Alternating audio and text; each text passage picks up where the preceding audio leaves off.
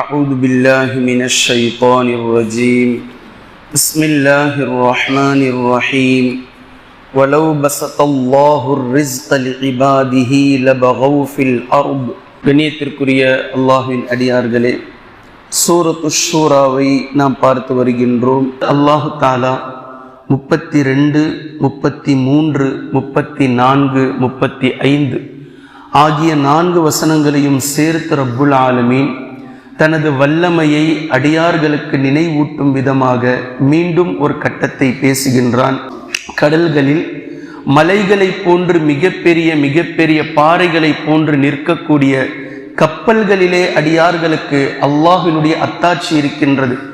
இது யதார்த்தமா சாதாரணமா போயிடல. அல்லாஹு தஆலா ஏதோ எதுக்கோ கடலை போட்ட மாதிரியும், மனிதர்கள் இவர்கள் தங்களுடைய மூளையை சிந்தனை செய்து கப்பலை செய்து கொண்டதை போன்றும், அதை தங்களுடைய பயண வழிபாட்டிற்காக இவர்கள் பயன்படுத்தி கொண்டதை போலும் மக்கள் நினைத்து கொண்டிருக்கிறார்கள். ஆனால் அல்லாஹு தஆலா பேசுகின்றான், இவ்வளவு பெரிய நீர்ப்பரப்பை அமைத்து அதில் பல ஜீவராசிகளை அல்லாஹு தஆலா உருவாக்கி மனிதர்களுக்கு தேவையான முத்துக்களையும் மாணிக்கங்களையும் அதற்குள் புதைத்து வைத்து இவை அனைத்தையும் மனிதர்களுக்கு தேவைப்படும் விதமாக நாம் அதை மாற்றி இருக்கின்றோம்.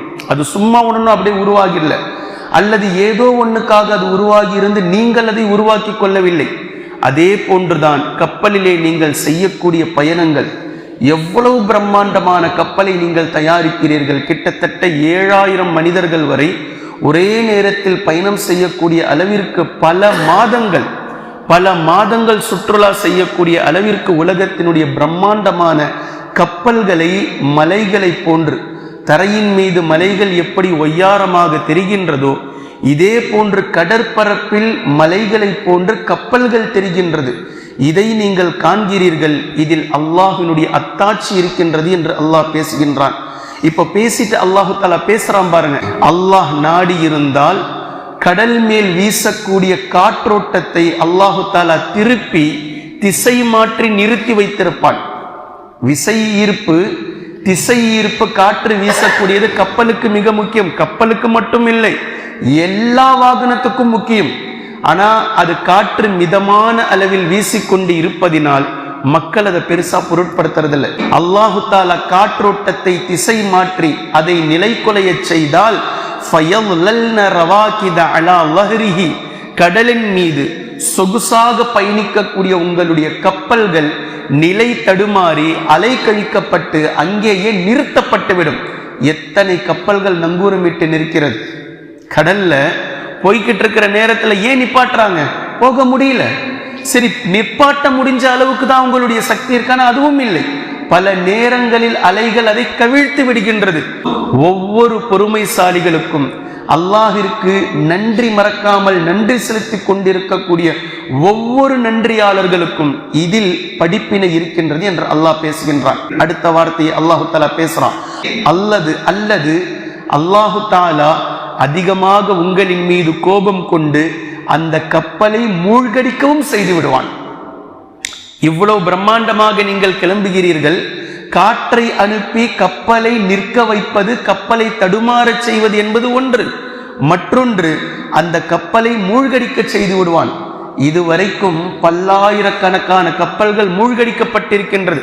அதில் மிக பிரபல்யமான 1912 தி அன்ஸ்கிப்டபிள், மூழ்கவே மூழ்காது என்று உருவாக்கப்பட்ட டைட்டானிக், அதனுடைய விளம்பரமே இது மூழ்காது. கப்பல் என்றாலே மூழ்கி போய்விடுமோ என்ற பயம் இருந்த நேரத்தில் இது மூழ்காது என்று சொல்லி அந்த நிறுவனம் முதலாக தயாரித்த மக்கள் பயங்கரமா அதுல போய் ஆர்வப்பட்டார்கள். இது மூழ்காதுன்னு சொல்றாங்களே. முதல் பயணத்திலே மூழ்கி போச்சு. முடிவு அவன் செய்யணும். ரப்புல் ஆலமீன் முடிவு செய்ய வேண்டும், இது மூழ்குமா மூழ்காதா என்று. புயலே அடித்தாலும் அந்த ஏரியாவே மூழ்கி போகக்கூடிய நேரத்தில் மூழ்காமல் கொண்டு போய் ஜூதுமலை வரை சேர்த்தான் அல்லாஹு தஆலா. நூஹ் அலைஹிஸ்ஸலாமுடைய கப்பலை அல்லாஹு தஆலா பேசுகின்றான். 1400 ஆண்டுகளுக்கு முன்னதாகவே நீங்கள் உங்களுடைய கரத்தினால் சம்பாதித்து வைத்திருக்கக்கூடிய பாவங்களின் காரணமாக அல்லாஹ் நினைத்தால் அதை மூழ்கடிக்கவும் முடியும். கப்பலை எல்லா கப்பல்களும் சென்றுவிடும் என்று நினைக்காதீர்கள். மூழ்கடிக்க செய்வான். வயஃபு அன் கஸீர். ஆனால் ரப்புல் ஆலமீனுடைய மிகப்பெரிய கருணை என்ன தெரியுமா? ரப்புல் ஆலமீனுடைய கருணை பெரும்பாலானவற்றை மன்னிக்கின்றான். இந்த மன்னிப்பின் காரணமாகத்தான் இன்று கடல்களுக்கு மேல் பல கப்பல்கள் சுழன்று கொண்டிருக்கின்றது, இந்த நாட்டிலிருந்து அந்த நாடு வரை. ஒருவேளை அல்லாஹு தாலா அதை மன்னிக்காமல் குற்றம் பிடித்திருந்தால் இந்நேரம் கடலில் பயணம் செய்வதற்கு எந்த கப்பலுமே கரைக்கு போக யோசித்திருக்கார். வேண்டாண்டாப்பா, மூழ்கடித்திருப்பான். அல்லாஹு தாலா மன்னிக்கின்றான், மன்னித்து கொண்டே இருக்கின்றான், பெரும்பாலானவற்றை மன்னிக்கின்றான். அதில் கொஞ்சமா சோதிப்பதற்காக, எச்சரிக்கை செய்வதற்காக, தண்டிப்பதற்காக, கஃபாராவிற்காக அல்லாஹு தாலா மூழ்கடிக்க செய்ததே இவ்வளவு பயத்தை மக்களுக்கு மத்தியில் அள்ளு விட்டு இருக்கின்றது என்றால், இது எல்லாவற்றுக்கும் அல்லாஹு தாலா குற்றம் பிடிக்க ஆரம்பித்தால் ஒட்டுமொத்த கப்பல்களையும் அல்லாஹு தாலா மூழ்கடித்திருப்பான். அப்படி மூழ்கடித்து இருந்தால் வயஅலமல்லதீன யுஜாதிலூன ஃபீ ஆயாத்தினா, அப்போது விளங்கி இருப்பார்கள் நம்முடைய அத்தாட்சிகள், நம்முடைய வசனங்களிலே தர்க்கம் செய்பவர்களுக்கு புரிந்து போயிருக்கும். மாலஹும் மின் மஹீஸ், அல்லாஹ்வின் தூதர் ஸல்லல்லாஹு அலைஹி வஸல்லம் அவர்கள் நபி என்பது உண்மை, அல்லாஹ்வினுடைய ஆற்றல் என்பது உண்மை, அல்லாஹ்வினுடைய வல்லமை என்பது உண்மை, மறுமை என்பது உண்மை. அல்லாஹ் தான் இந்த உலகத்தை நிர்வகித்துக் கொண்டிருக்கின்றான், அவன் சொன்னபடி, அவனுடைய நாட்டபடிதான் இந்த உலகம் சுழன்று கொண்டிருக்கின்றது என்ற எல்லாவற்றையும் அவர்கள் அப்போது அறிந்திருப்பார்கள், அப்போது அவர்கள் விளங்கி இருப்பார்கள். நமக்கு அல்லாஹ்வை தவிர வேறு யாரும் இல்லை பாதுகாப்புக்காக என்பதை மிக தெளிவாக அவர்கள் விளங்கி இருந்திருப்பார்கள். 36வது வசனத்தில் அல்லாஹு தஆலா ஃபமா ஊதீதும் மின் ஷைஇன், எதுவெல்லாம் இந்த உலகத்தில் நீங்கள் கொடுக்கப்பட்டிருக்கிறீர்களோ, ஃபமதாஉல் ஹயாத்தித் துன்யா, அவைகள் இந்த உலகத்தின் அற்ப பொருள்களாகும். சில காலம் நீங்கள் அனுபவிக்கக்கூடிய சுகபோகத்தின் சுகப்பொருளாகும். வமா இந்தல்லாஹி கைரும் வ அப்கா லில்லதீன ஆமனு வ அலா ரப்பிஹிம் யதவக்கலூன், ஈமான் கொண்டு அல்லாஹ்வையே சார்ந்து எவர்கள் இருக்கிறார்களோ அவர்களுக்கு அல்லாஹ்விடத்தில் இருப்பதுதான் சிறந்ததும் மேலானதுமாகும் என்று அல்லாஹு தாலா பேசக்கூடிய இந்த வசனத்தை நீங்கள் பார்க்கலாம். இங்கு எடுத்த எடுப்பிலேயே இந்த வசனத்தினுடைய துவக்கத்தை நீங்கள் உன்னிப்பாக கவனித்து பாருங்கள். ரப்புல் ஆலமீன் நம்மிடத்தில் நீங்கள் எதை வைத்திருக்கிறீர்களோ என்று பேசல, நீங்கள் எதை கொடுக்கப்பட்டிருக்கிறீர்களோ என்பதை கொண்டு அல்லாஹு தாலா தெளிவான சிந்தனையின் பக்கம் நம்மை அழைக்கின்றான். இந்த உலகத்தில் நீங்கள் வைத்திருக்கக்கூடிய ஒவ்வொன்றுமே உங்களுடையதல்ல, என் புறத்திலிருந்து உங்களுக்கு வழங்கப்பட்டிருக்கின்றது.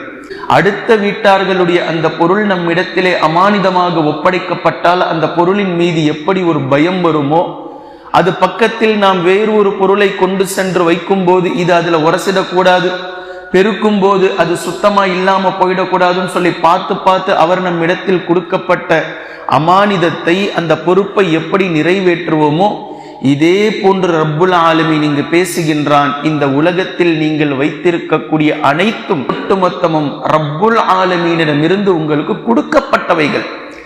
எதை, எப்போ, எப்படி அதை செலவு செய்ய வேண்டுமோ அப்படி நீங்கள் அதை எடுத்துக்கொள்ளுங்கள். உங்களுடைய பெயரில் இருக்கக்கூடிய வீடு உங்களுடையதல்ல, ரப்புல் ஆலமீன் உங்கள் பெயரில் வைத்திருக்கக்கூடிய வீடு.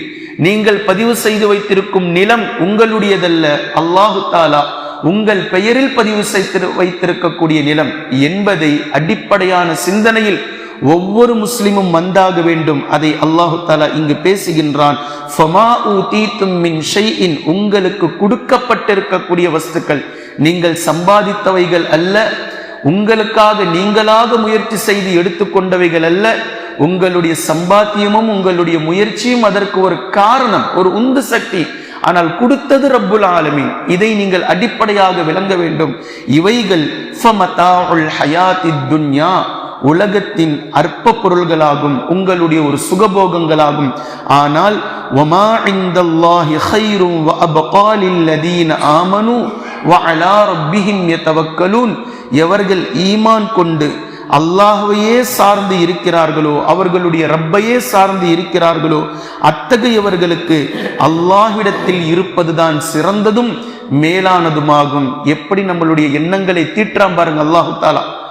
யாருக்கு இந்த உலகத்தில் எது கொடுக்கப்பட்டிருந்தாலும் சரி, கொடுக்கப்படாமல் இருந்தாலும் சரி, அல்லாஹ்விடத்திலிருந்து நேரடியாக எப்போது மறுமையில் வழங்கப்படுமோ அது வரைக்கும் இவைகள் ஒன்றுமில்லை என்ற மனநிலை ஒவ்வொரு முஸ்லிமுக்கும் வந்தாக வேண்டும்.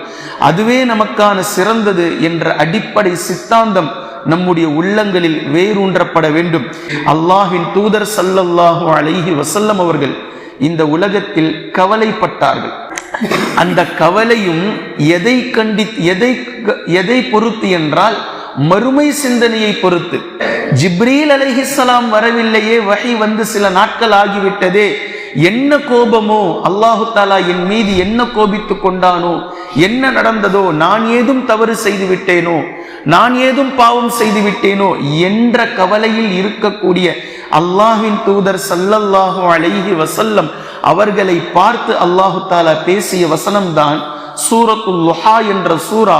அதில் 4வது வசனத்தில் அல்லாஹு தாலா பேசுகின்றான், முற்பகலின் மீது சத்தியமாக, இரவின் மீது சத்தியமாக உம்முடைய ரப்பு உம்மை கைவிடவில்லை என்று சொல்லிவிட்டு 4வது வசனம் வலல் ஆகிரத்து கைருல் லக மினல் ஊலா, அல்லாஹ்விடத்தில் இருக்கக்கூடிய மறுமை இந்த உலகத்தை விட சிறந்தது.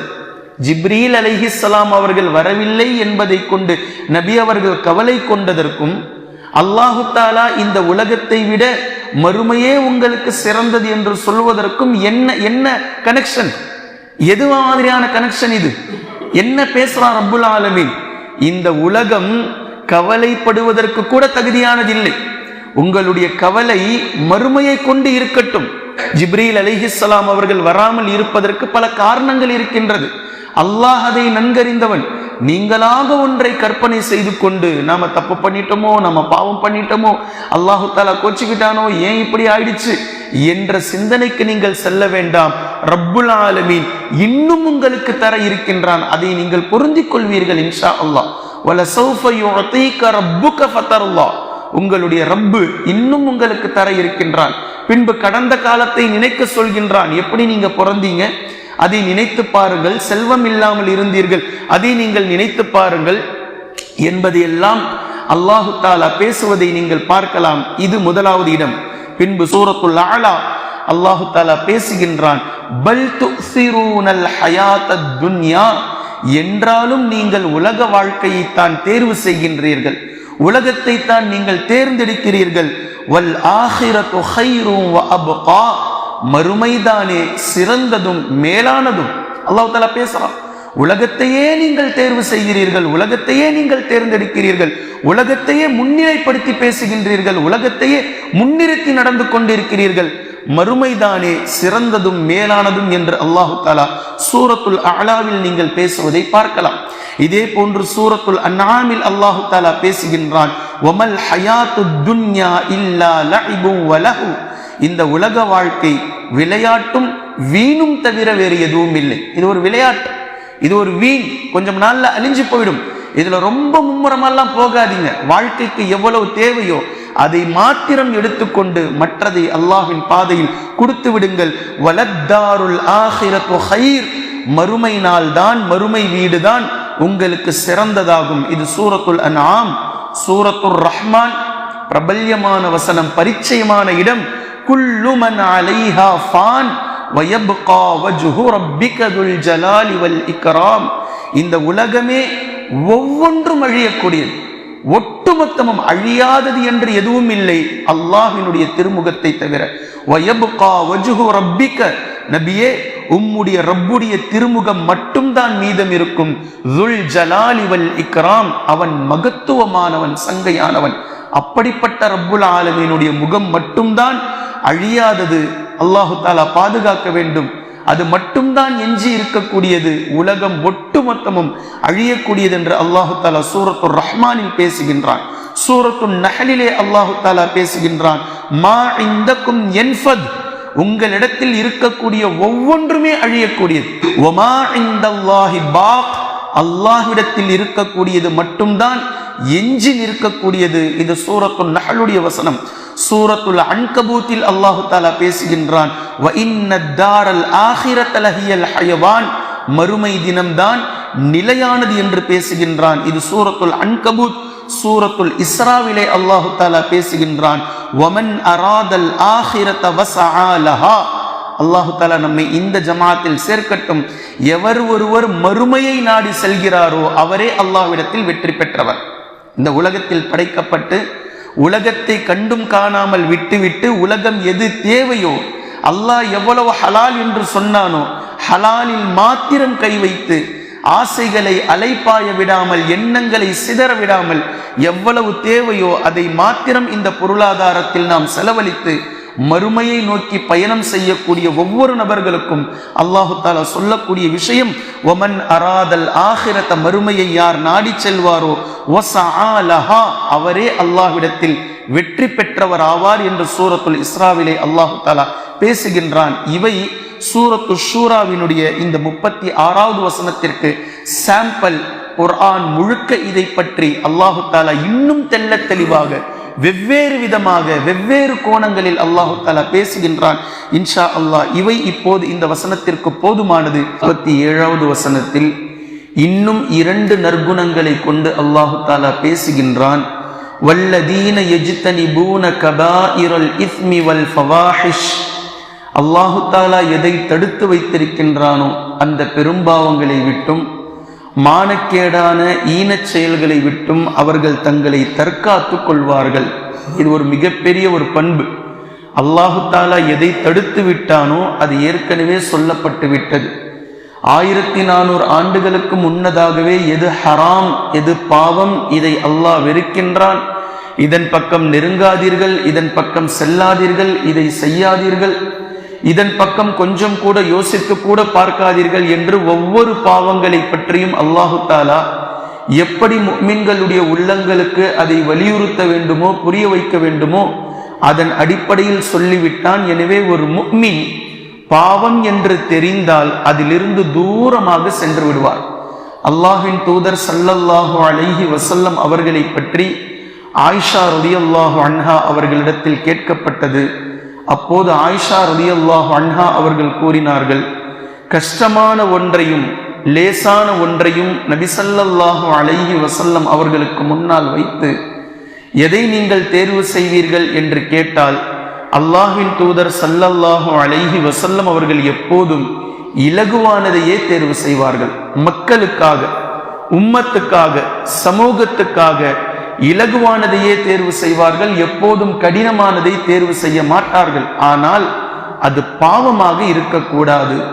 அது பாவம் என்று தெரிந்தால், அல்லாஹ் தடுத்தது என்று தெரிந்தால் அதை விட்டு தூரமாக சென்று விடுவார்கள் என்று ஆயிஷா ரலியல்லாஹு அன்ஹா அவர்கள் அல்லாஹ்வின் தூதர் ஸல்லல்லாஹு அலைஹி வஸல்லம் அவர்களை பற்றி கூறக்கூடிய ஹதீஸை நாம் பார்க்கிறோம். அதைத்தான் அல்லாஹு தஆலா இங்கும் பேசுகின்றான். அல்லாஹ் எதை தடுத்து விட்டானோ அந்த பெரும்பாவங்களை விட்டு, அல்லாஹ் எதை மானக்கேடான செயல் என்று சொல்லி இருக்கின்றானோ அதை விட்டு நல்லடியார்கள், ஈமான் கொண்டவர்கள், அல்லாஹ்வை சார்ந்து இருப்பவர்கள் தவிர்ந்திருப்பார்கள் என்று அல்லாஹ் சொல்லிட்டு அதே வசனத்தின் சொற்றொடரில் அடுத்த வாசகம் வஇதா மா கலிபு ஹும் யக்ஃபிரூன். தங்களுக்கு கோபம் வந்த போதிலும் அவர்கள் மக்களை மன்னித்து விடுவார்கள் என்று அல்லாஹு தஆலா பேசுகின்றான். ஒவ்வொரு மனிதர்களுக்கும் இருக்கக்கூடிய மிகப்பெரிய டாஸ்க் இந்த விஷயத்துல தான் ஒட்டுமொத்த நல்லடியார்களும் சரிந்து போவதை நாம் பார்க்கிறோம். தன்னுடைய கோபத்தினுடைய உச்சத்தில் பேசக்கூடிய வார்த்தைகள், அவர்களுடைய செயல்பாடுகள் அடுத்தவர்களுடைய உள்ளங்களை சுக்குநூறாக சுருக்கி விடுகின்றது, நாஸ்தி செய்து விடுகின்றது. ஆனால் அதை பற்றிய எந்த கவலையும் இல்லை. அவன்தான் முதல்ல கை ஓங்கினான் தெரியுமா, அவன்தான் முதல்ல வந்தான் தெரியுமா, இந்த முதல்ல என்பதை சொல்லியே முதலில் வந்தவரிடத்தில் இரண்டாம் அவருக்கு இஸ்லாம் கூறுகின்றது, அதே அளவுக்கு வேண்டுமானால் நீங்கள் செய்து கொள்ளுங்கள். இஸ்லாம் அதே சலுகை கொடுக்கின்றது. முதலாம் அவர் உங்களிடத்தில் எப்படி நடந்து கொண்டாரோ அதே அளவிற்கு நீங்கள் நடந்து கொள்ளுங்கள். ஆனால் மன்னிப்பதென்பது சிறப்பு, அதே அளவில் நடந்து கொள்ளுங்கள். ஆனால் இங்கு கேட்கப்படக்கூடிய கேள்வி அதே அளவில் நடந்ததை பற்றி அல்ல, எல்லை மீறியதை பற்றி. அதே அளவு நீங்கள் நடக்காமல் அதைவிட நீங்கள் எல்லை மீறிவிட்டால் அது அநியாயம் என்று இஸ்லாம் பேசுகின்றது. இங்கு கேள்வி கேட்பதென்பது அவர் எந்த அளவிற்கு உங்களிடத்தில் வந்தாரோ அதைவிட நீங்கள் எல்லை மீறிவிட்டீர்களே, அதற்கு என்ன பதில்? கோபம் என்று வரும்போது அப்படி இப்படி இருக்கதாங்க செய்யும். அவர் தானே முதல்ல பேசினார், மறுபடியும் அதே சொல்வார். அவர் தான் முதல்ல வந்தார்.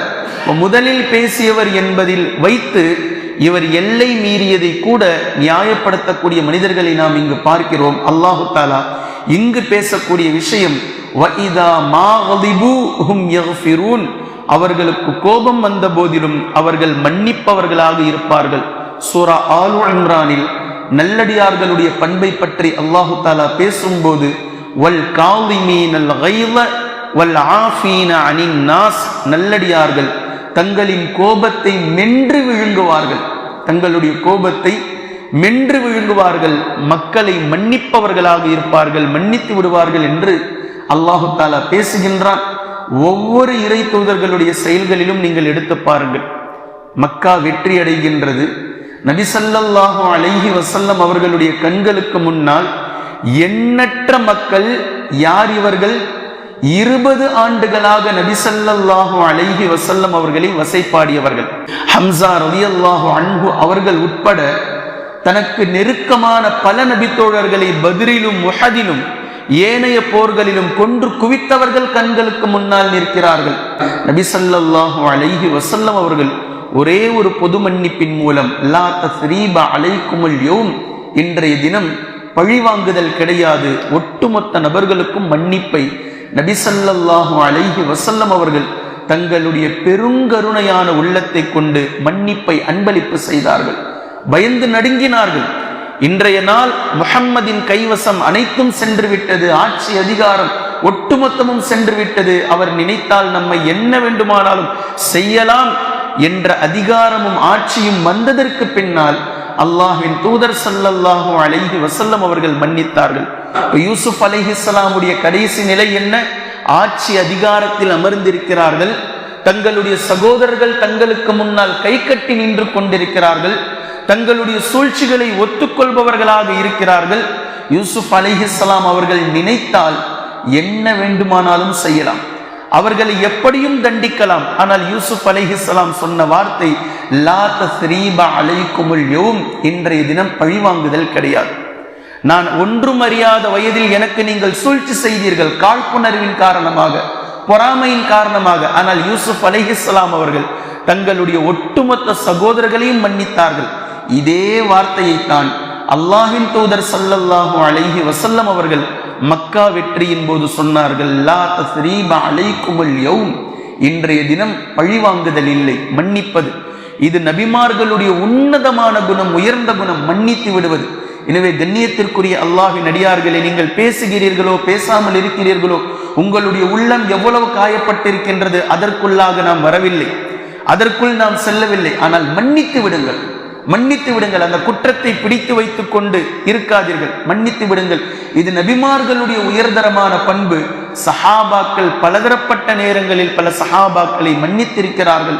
அல்லாஹ்வின் தூதர் ஸல்லல்லாஹு அலைஹி வஸல்லம் அவர்களுடைய கூற்றும் குர்ஆனுடைய கூற்றும் மன்னிக்க வேண்டும் என்பதை வலியுறுத்தி இருக்கின்றது என்பதினால் மன்னிக்க வேண்டும். பழிவாங்குதலை இஸ்லாம் அனுமதித்த பின்பும் அதே குர்ஆனுடைய வசனம் பேசுகின்றது, நீங்கள் மன்னித்தால் அது அல்லாஹ்விடத்தில் உங்களுக்கு சிறந்தது.